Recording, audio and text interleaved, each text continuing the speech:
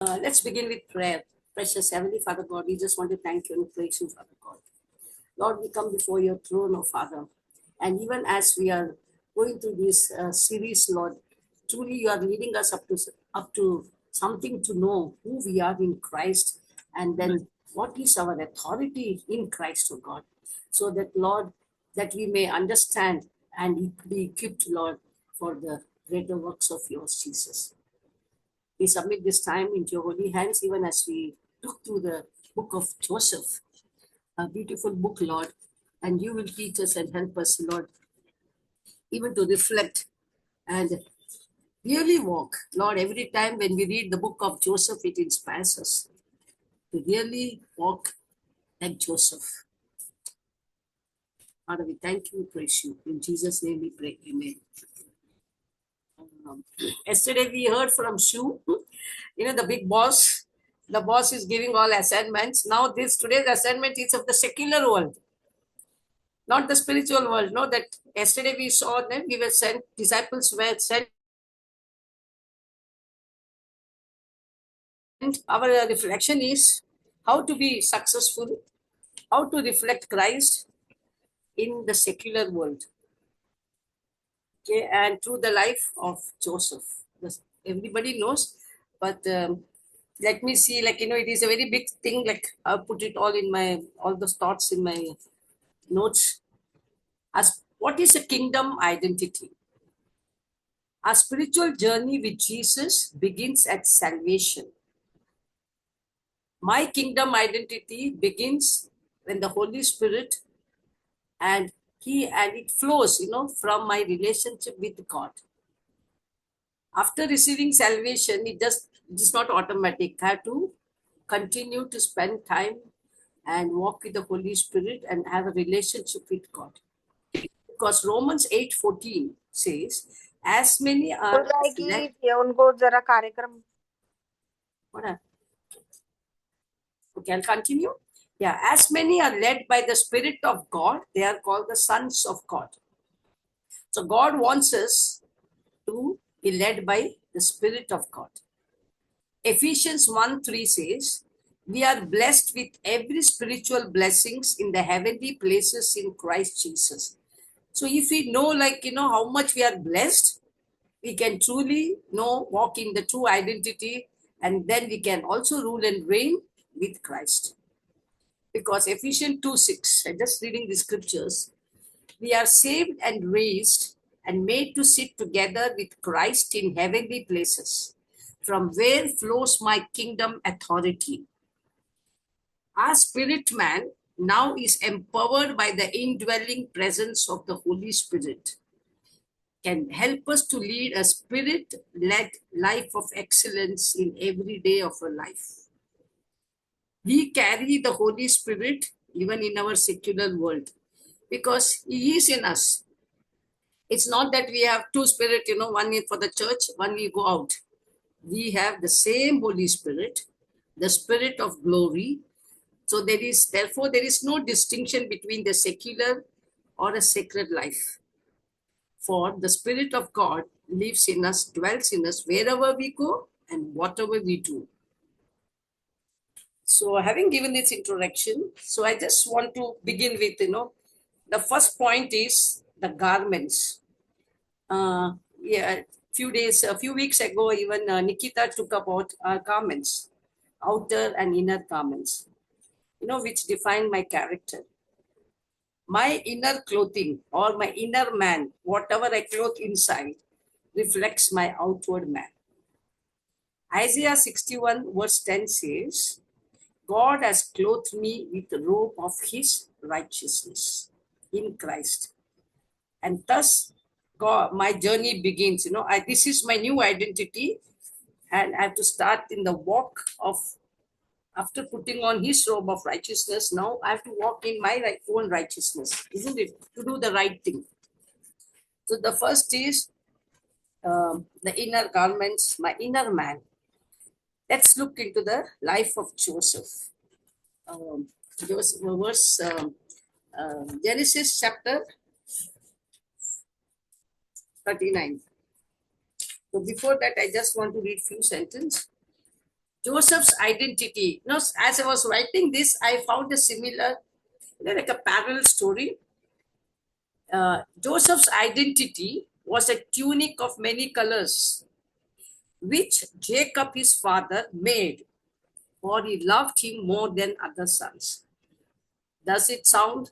Our God the Father, you know, loves us so much that he has clothed us with the robe of righteousness of Christ, with that covered all our sins and has given us our new identity in Christ. Then this coat, this multicolored coat or a special coat for Joseph was his identity. And because of that, we know this coat was a symbol of his father's love and of his destiny and purpose of God. So when God, our salvation, and when you start walking, it is not just because we are born again. God has a plan, a divine destiny, and a purpose. That is, that begins with salvation, but we must continue. We must know that we are clothed with his robe of righteousness for a divine destiny and purpose. Like Joseph, he did not know at that time, but that coat was his destiny and the purpose of God, not for him, but for his own chosen people and the Israel nation. Joseph's dream of greatness was the promise of God's great providence for Israel. Thus, we see Joseph's journey. It's like a being loved son of his father, then hated by his brothers, then sold as a slave to the Egyptian master, before finally ascends to the divine destiny of being seated as a second man in command in Egypt. When I just finished writing, don't you think it shows God, we have our own clothing, our identity, and where are we seated? Joseph was seated in the earthly realm, we are seated in the heavenly realm. So this is a thought. God can take us from one place to that other place in the palace, like from where we are nobody, then from there our journey begins. Yes, through the journey we see Joseph had so many, troubles, trials, testings, everything. But something that kept him going was his attitude. So the first thing what we are going to see is the attitude of Joseph. So Genesis 39, that released the God's blessing. So anybody wants to read Joseph? Genesis chapter 39 from verse 1 onwards. Read from 1 to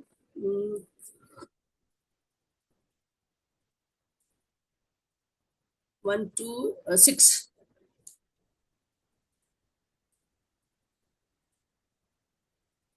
1 to 1 to 6. 1 to what? Joseph, Now Genesis Joseph chapter had 39. Yeah. Please go ahead. now Joseph had been taken down to Egypt. Potiphar, an Egyptian who was one of the Pharaoh's officials, the captain of the guard, brought him from the Ishmaelites who had taken him there.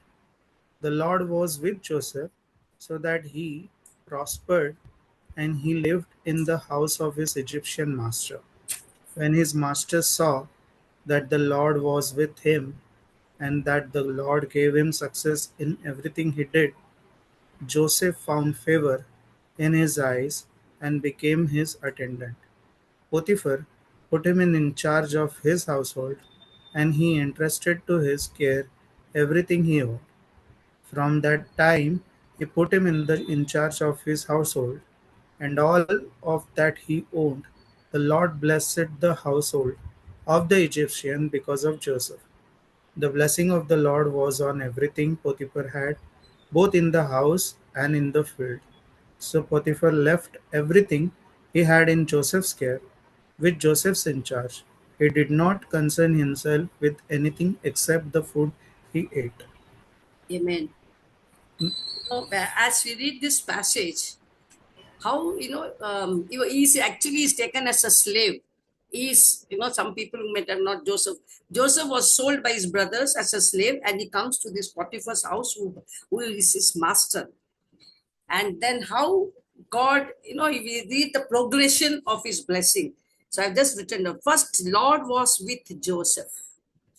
So like when we are in the secular world, whether it is our workplace or it's a business place, or whether it is the children going to school or your college, your career, or even your household, your neighborhood, wherever you are in your, whether the first thing is, it says the Lord was with Joseph. Number two, Joseph, when Lord was with Joseph, the next step is Joseph became a successful man in the house of his Egyptian master. Remember, he's a slave, he bond servant. So now he becomes a successful man.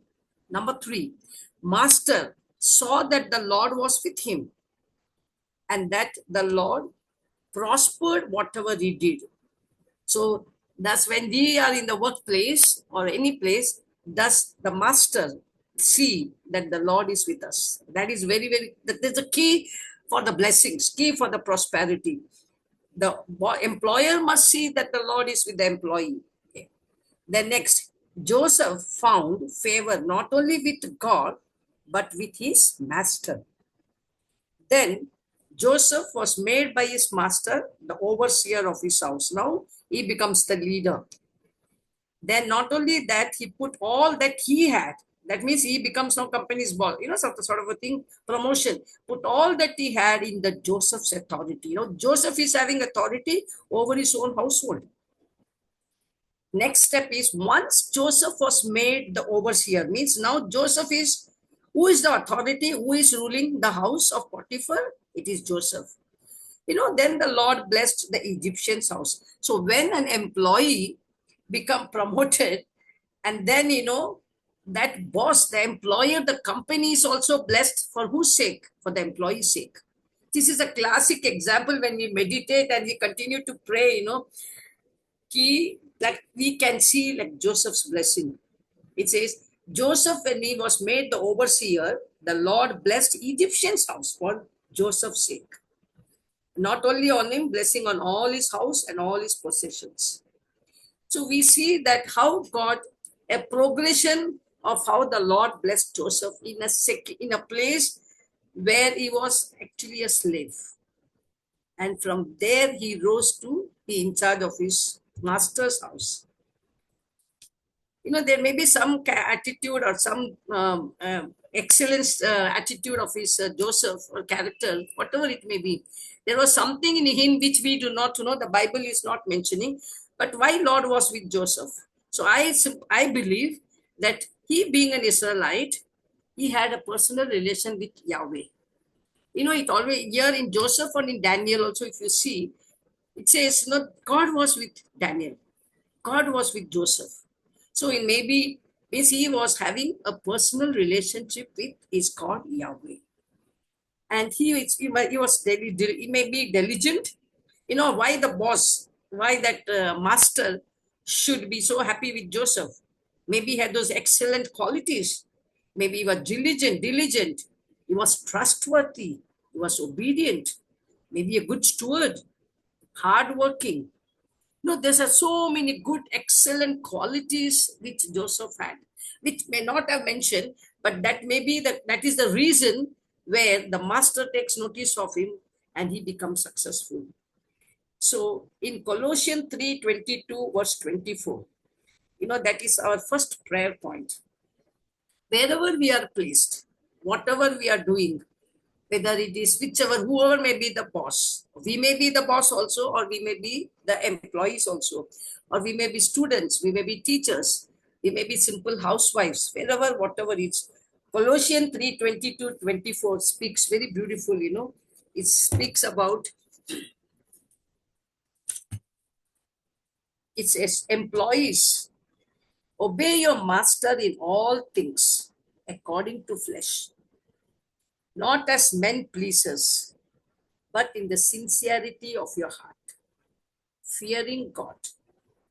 Whatever you do, do it heartily as to the Lord and not to men, knowing that from the Lord you receive the reward of the inheritance, for you serve the Lord Jesus Christ.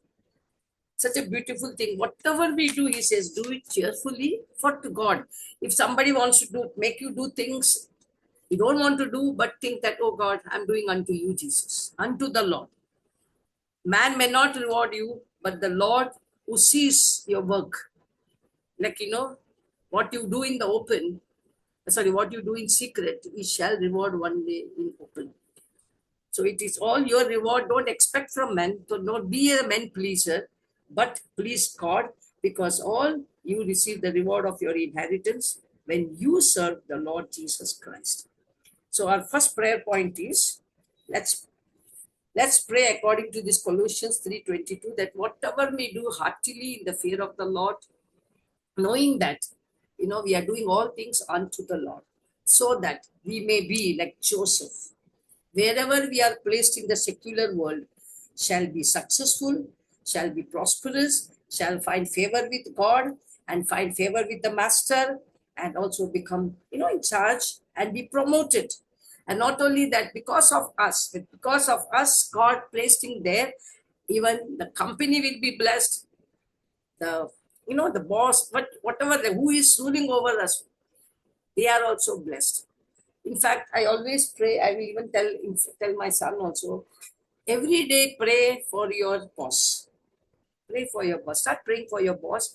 God will, even though the boss may be wicked, boss may be rude, unjust, unfair, in whatever may be, but start praying, because that is what God wants us to do, because things will turn around. Okay. Anybody wants to pray? Take up this point and please pray. According to Colossians 3:22-24 and Genesis 13, and how the Lord was with Joseph and blessed him.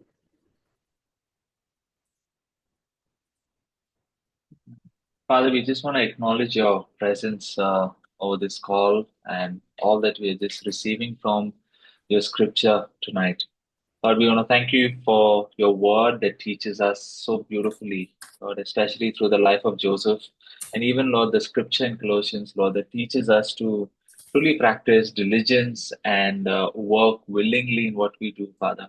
Father, I want to pray for every single person in the community of Zealous, those as students, those as employees, those as running their own businesses, all the entrepreneurs, Father, even those who have taken on the beautiful privilege of running their homes, oh Lord, being the homemakers. Father, we pray for every single segment of however our roles and responsibilities are put to use. Father, we pray for diligence, we pray for wisdom.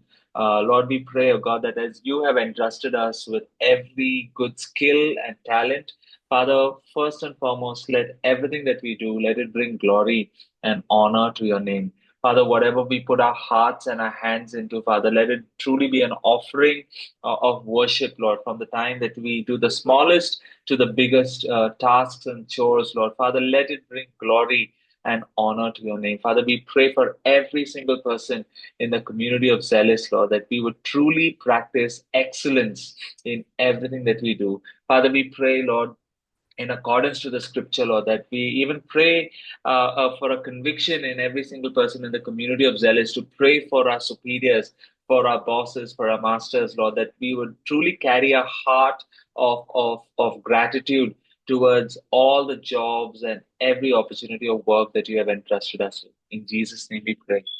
Amen. Amen. Now let's read Genesis 39, verse 7 onwards. 7 to 7 to almost, you can read 18. 7 to 18. Anyone wants to read? Please read. And it came to pass after these things that his master's wife cast longing eyes on Joseph, and she said, lie with me. But he refused and said to his master's wife, look, my master does not know what is with me in this house, and he has committed all that he has to my hand. There is no one greater in this house than I, nor has he kept back anything from me but you, because you are his wife. How then can I sin and do this great wickedness against my God? So it was as he spoke to Joseph, as she spoke to Joseph day by day, that he did not heed to her, to lie with her or to be with her. But it happened about this time when Joseph went into the house to do his work, and none of the men of the house were inside, that she caught him by his garment, saying, Lie with me. But he left his garment in her hand and fled and ran outside. And so it was, when she saw that he had left his garment in her hand and fled outside, that she called to the men of her house and spoke to them, saying, See, he has brought into us a Hebrew to mock us. He came into me to lie with me, and I cried out with a loud voice. And it happened that when he heard me, he heard that I lifted my voice and cried out, that he left his garment with me and fled and went outside. So she kept his garment with her until his master came home. Then she spoke to him with words like these, saying, The Hebrew servant whom you brought to us came in to mock me. So it happened, as I lifted my voice and cried out, that he left his garment with me and fled outside. Amen. Before 7, that 6 previous, that Joseph was handsome in form and appearance. So not only carried a destiny, but he was handsome, maybe, whatever reason. So character testing. The second point of prayer is character testing. That is verse 13 we just read. Here we know the story. So, but what was Joseph? How did Joseph responded? But what was his, when character was tested? It said Joseph walked in the fear of the Lord. This was, I think, he knew how to walk in the fear of the Lord. And also Joseph, another character of his was faithful to his God and to his master too. And he could not do any wickedness and sin against God. So that means when you say I don't want to sin against God, means he was so close to God and he walked in the fear of the Lord. He did not walk in the fear of man, but he walked in the fear of the Lord, and he could not do anything that could displease his God and also displease his master, who has given him the charge of his entire household. Everything was in his authority, and the master was not there. He could have done whatever he wanted to do, but Joseph, he was a good steward, and also was very faithful to his God. There is one verse which says, how can a young man keep himself from sinning? By meditating your word.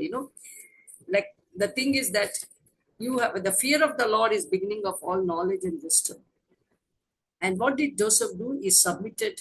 As he submitted to God, he resisted the enemy. Then said, this is the devil, and the devil shall flee from you. But here I see, even not the devil flee from him, Joseph ran away from the temptation. He fled from the evil temptation, which, she was so, that Potiphar's wife was so much after him, but he fled. So that was like, when the temptation comes, when your character is tested, what is your reaction? Will you succumb? Because now we see in the secular world, there are not only this character, but there are so many temptations. Sometimes there can be a character testing of speaking lies, compromise, or just give in. The world has a different standard altogether. When there is competition, you say you compromise, or there are bribery, there are speaking lies, it can go on and on. There are so many things. Being unfaithful, you put some people down so that you will get promoted. See, those such an excellent, Joseph had so many good character. The character and his character stood the test time of testing, because he walked with God. So in the Colossians 3, we again go to the Colossians chapter 3. This is our second prayer point. As I read chapter 3 onwards, if then you were raised with Christ, seek all those things which are above, where Christ is, sitting at the right hand of God. Set your mind on things above, not on the things on the earth. For you died, and your life is hidden with Christ in God. So when Christ, who is our life, appears, then you will also appear with him in glory. Therefore, so this is our prayer point. Therefore, put to death your members which are on the earth: fornication, uncleanness, passion, evil desire, covetousness, which is idolatry. Because of all these things, the wrath of God is coming upon the sons of disobedience, in which you yourselves once walked when you lived in them. But now you yourselves have to put off the gods. See, we have received salvation, but there is a process. We have to build God, the Holy Spirit we have, but we have to put on the new man in Christ. It is not automatic. We have to put on the new man Christ. So we only know what is our weaknesses, and we can go to God and ask Him to remove those weaknesses, and to that's how we keep on putting the new man in Christ. So He says, you yourself. So God cannot do this for you. You have to do yourself. So you yourselves have to put off what? Anger, wrath, malice, blasphemy, filthy language out of your mouth. Do not lie to one another, since you have put off the old man with his deeds, and have put on now the new man, who is renewed in the knowledge according to the image of him who created him. So how beautifully this is key. We have to something to do. That is what Colossians says. If we want, when the character or when the testing times, how to stand firm, in God, how to resist the enemy and resist the temptation, and we have to pursue the presence of the Holy Spirit, and we have to walk in the new identity. We have to put off the old man and die to the carnal man. So let's pray over this point. The point of which I just read, Colossians 3:1-2. Pray that God would the Holy Spirit would help you to put off all the old man, your old self, which is of the earth, and put on the new man in Christ, so that you are empowered to walk in the Holy Spirit and to resist temptations of the enemy daily. The enemy does not take a break. That if Satan can tempt Jesus, we cannot we cannot escape those temptations. He comes at us regularly, but the only way we can resist is we have to build our new man. We have to put on this new man in Christ. So anybody wants to pray? Like when temptation comes, we have to resist this temptation with the help of the Holy Spirit and the new man in Christ. Please, anyone can lead in prayer? Yes, Auntie. Father God, we just thank you for this blessed privilege we have of partnering in this life with you. Thank you that you are not just some distant God who's created us and left us to do life, but you do it with us. And thank you that you've set before us the great high priest, the best example that we have to emulate in Christ. And that as we go through the motions of our everyday life, we know that Jesus understands, that he's gone through it all, he's overcome it all, and that's why we have access to the strength that he gives to us. So teach us, Lord, on a daily basis to make the choices that are in line with your will, to keep our eyes focused on the crown that you have set ahead of us, Lord, and to run this race with the intention of completing it well, depending on your strength. Teach us, Lord, along the way to have a clean heart. Like Auntie said, quoted the scripture that the only way to keep our heart clean is to hide your word in our hearts. That's what David said. Your word I have hidden in my heart that I may not sin against you, Lord. So give us that undivided heart that is so focused on aligning ourselves with you, God. And in the process, teach us to crucify the members of our flesh daily, to be alive in Christ, to be alive to Christ, and to be dead to sin. Your word is so direct about it. Your word says that if your eye causes you to sin, pluck it out, because it's better to enter eternity without that which causes you to falter. So, Father, put an awareness in our minds of the things we need to, the hidden things, the things that we are not able to identify, but we need to pluck it out, Lord. Put that awareness in our minds. Bring to our understanding, bring to our remembrance the things that we must repent of, Lord God. Your word also says that you will perfect everything that concerns us. So as we do life every day, in the faltering and in the getting up, we know that you are still with us, because your word tells us that our lines have fallen in good places, Lord. So teach us to, on a daily basis, be encouraged that you walk with us, and that it is for us to decide to honor God over honoring man. In Jesus' name I ask. Amen. Amen. So let me conclude this third point. Genesis 39, verse 19. So it was when his master heard the words which his wife spoke to him, saying, Your servant did to me after this manner. So his anger was aroused. Then Joseph's master took him and put him into the prison, a place where the king's prisoners were confined. And he was there in the prison. But the Lord was with Joseph and showed him mercy and gave him favor in the sight of the keeper of the prison. And the keeper of the prison committed to Joseph and all the prisoners who were in the prison. Whatever they did there, it was his doing. The keeper of the prison did not look into anything that was under Joseph's authority, because the Lord was with him. And whatever he did, the Lord made it prosper. Such a beautiful, the word continues to say the Lord was with him. The Lord was with him, whatever he did, and continued to prosper him, continued to favor. So we see in the last, when he was thrown, he was like, Joseph was betrayed by his brothers falsely. Now he is falsely accused and lied, and is thrown into prison. But God remembered Joseph. So one of the qualities, while things are adverse situations, circumstances, injustice being done, how do you wait for your justice to be rendered? Patience.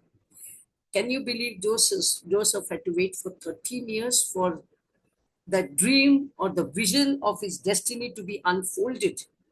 Maybe he would have forgotten also, like the vision or the dream he had. But God, if the vision is from God, God remembers you. You're not forgotten. So God remembered Joseph after 13 years. And then he says so beautifully, he showed mercy. So it was even the prison, even the worst situation, that is the place where God showed mercy and kindness to Joseph. And thus he repaid. Even he made him the prison keeper. He made him the authority. His favor was with him. God was with him. And God finally repaid his injustice with justice and his shame with honor.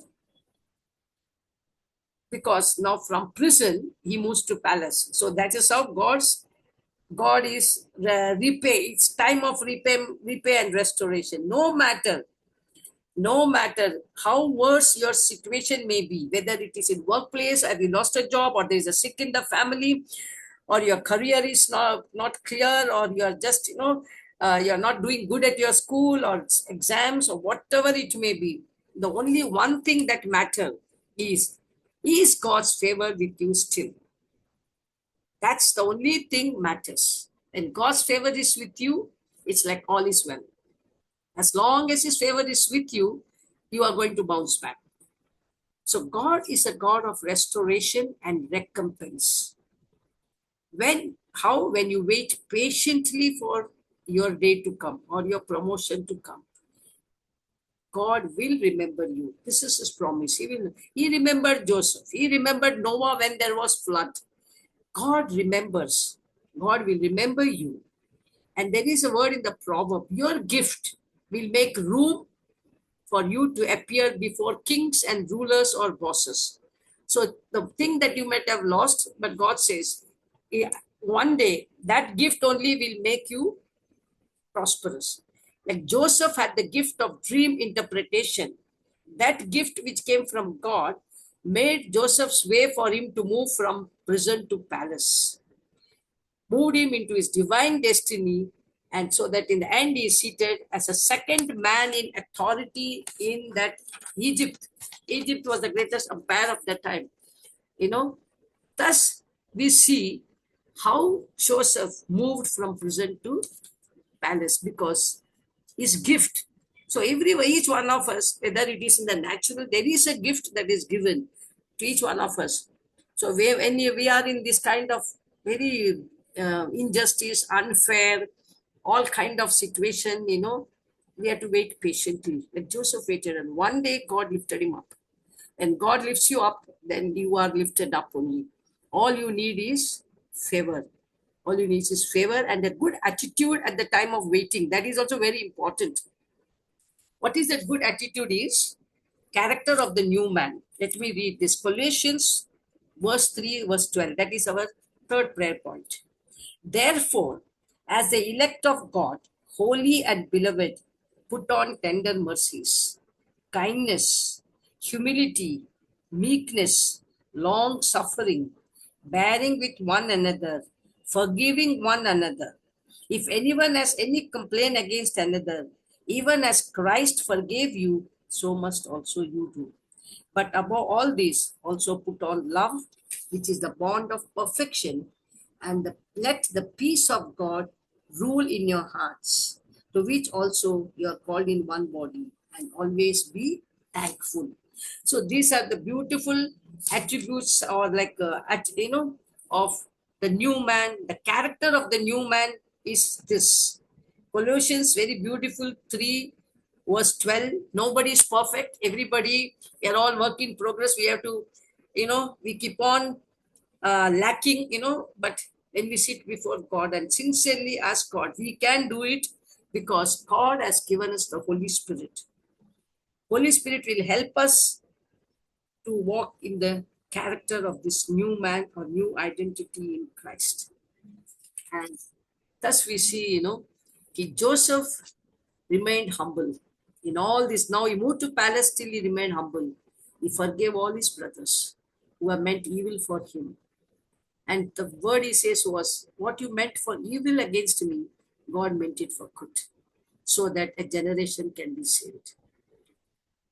So our prayer point is, and one more verse I want to read is Genesis 41, verse 38. Pharaoh speaks to servant about Joseph. Can we find such a one as this, a man in whom is the Spirit of God? Can you believe this? The Pharaoh, a man who does not know God, talks about Joseph. He found Joseph, and Joseph has the Spirit of God. Thus, your boss or whatever people whom you encounter or interact find the Spirit of God in you. Or will they say, this person is separate? So it is the Holy Spirit will set you apart from others. In a secular world, you cannot stand, you cannot be a solution, you cannot solve any problem if you're going to do in your own strength, in your own wisdom. You have the Holy Spirit, wisdom, understanding, might, counsel, power, everything you have.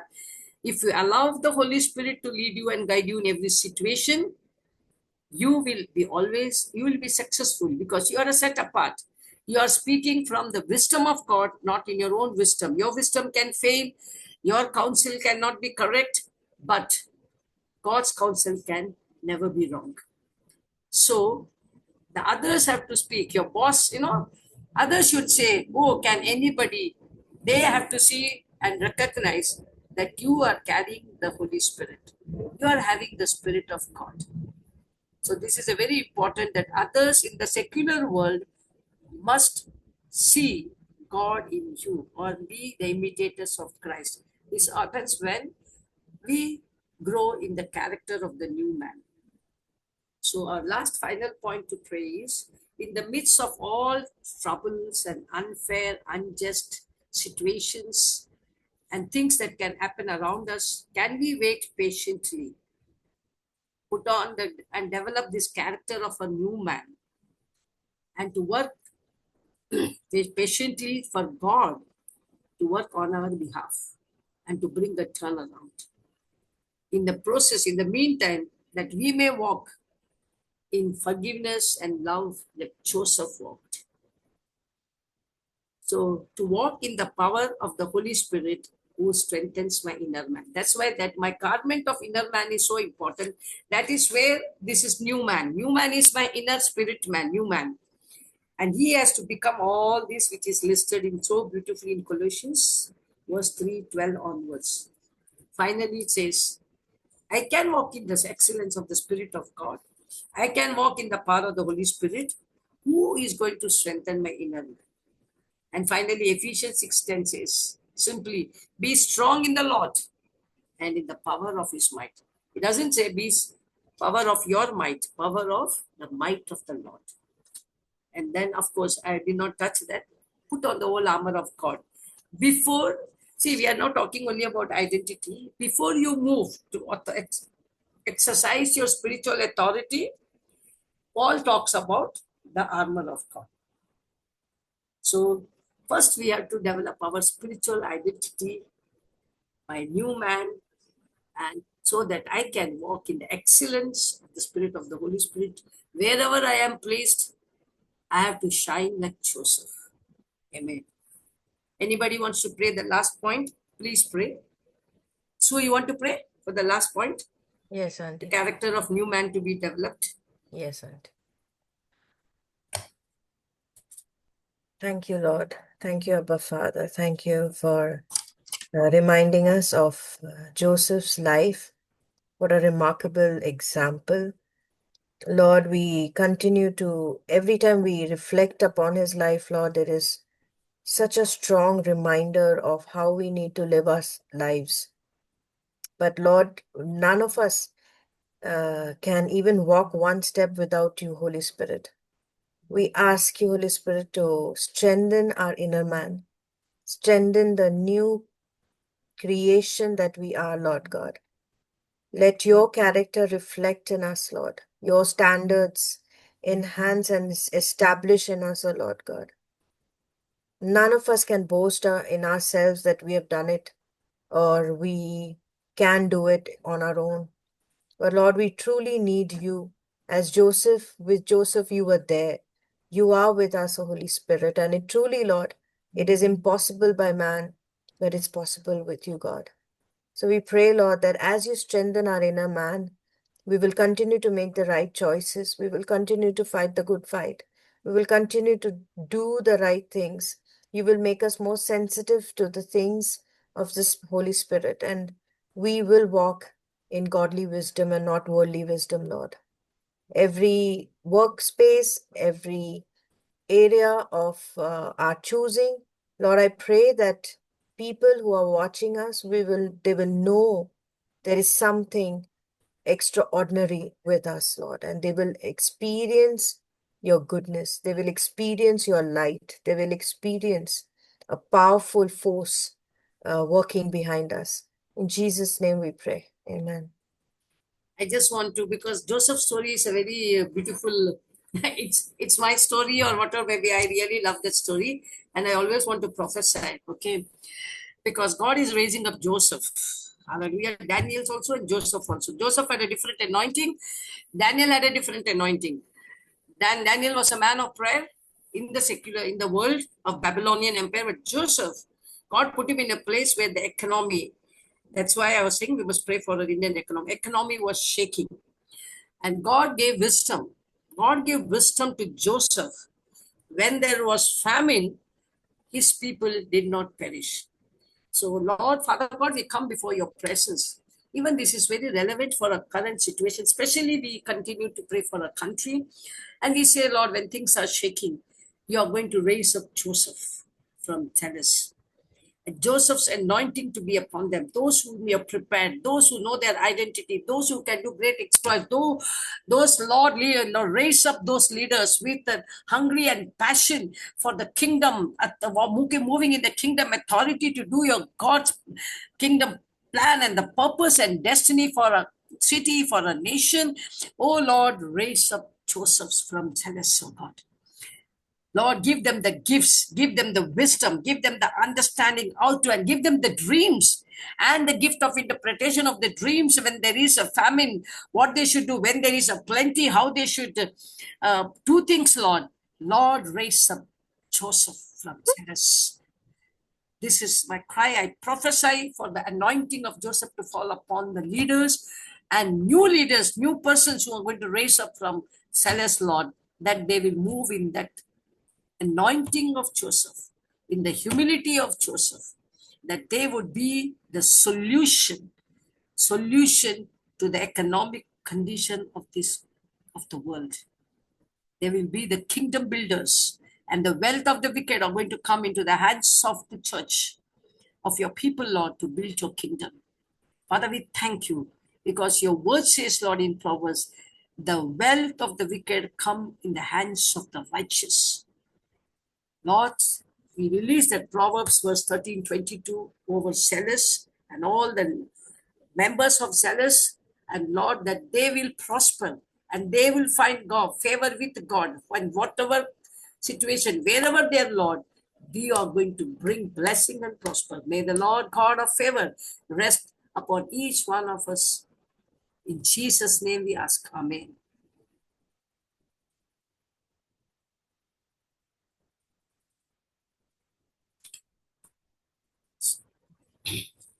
Now, Ninan can take over to pray for any prayer requests. Yeah. Thank you, Andy, for leading us. I think it's a powerful, learning from the life of Joseph. I'm being intentional over the last 2 days, even when Sue led us and now tonight when Auntie led us. Many times we use this word so lightly, it's a powerful reminder. I don't think these are reminders, I believe these are revelations, that God is depositing to us. Every time we read the scripture, it's not only just reminds us, but it reveals the truth of God in a beautiful way. And it can either be limited as a reminder for you, or if you truly soak in what has been shared over these last few days, it can really be a fresh revelation, for each one of us. And so I hope we all, just come with a posture to see, Lord, what are you saying to me tonight?